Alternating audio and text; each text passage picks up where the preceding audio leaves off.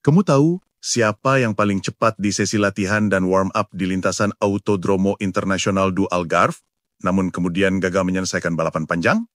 Ya, dia adalah Joan Mir. Hari ini kita bongkar habis. Kenapa pembalap top ini gagal finish di MotoGP Portugal 2025 karena masalah teknis yang gak diduga-duga. Jangan kemana-mana, karena kita akan lihat detail masalahnya, bagaimana kondisi motornya, apa arti buat tim, dan apa yang bisa kita pelajari dari kejadian ini. Yuk, langsung gas! Oke, sebelum kita masuk ke detail masalah teknis, kita perlu tahu dulu, kenapa ekspektasinya tinggi untuk Joan Mir dan timnya di akhir pekan ini.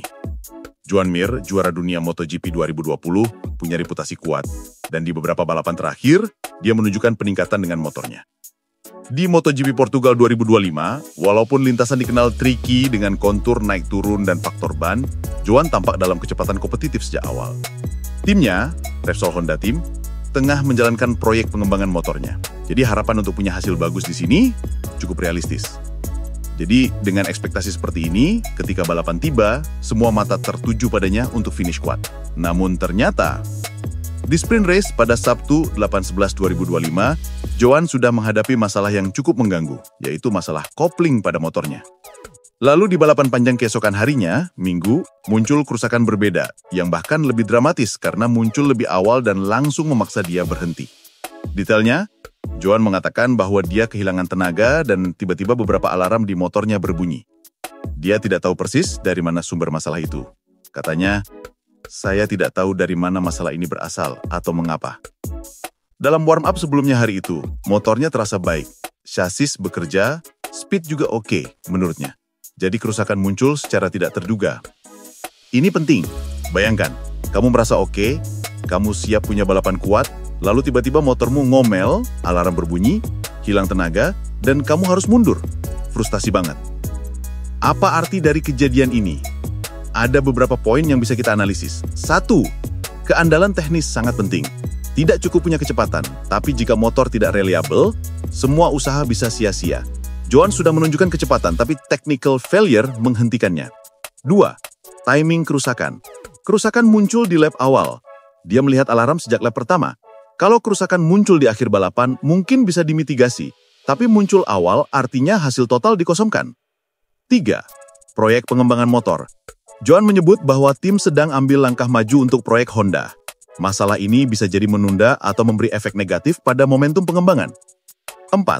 Dampak psikologis dan motivasi. Joan mengakui bahwa kalau semua berjalan baik, target 5 besar realistis. Tapi kerusakan membuat dia frustrasi, motivasi bisa terganggu, dan itu bisa berpengaruh ke balapan-balapan selanjutnya. Jadi, satu race ini bisa punya efek domino ke sisa musim. Kehilangan poin, gangguan perkembangan motor, dan kepercayaan tim pembalap harus dibangun ulang. Langsung dari pembalap, Joan mengatakan, parafrase, "Saya memiliki awal yang baik, motornya bekerja, saya merasa kompetitif, tapi alarm muncul di lap pertama, dan akhirnya saya jatuh ke kehilangan tenaga." Dia dan timnya menyatakan akan investigasi sebabnya dan memastikan tidak terjadi lagi. Dari perspektif tim, ini sinyal bahwa meskipun paket motor dalam tahap baik, reliability masih menjadi tantangan. Tim Honda punya target, dan setiap technical failure seperti ini mengerus kesempatan mencapai hasil maksimal.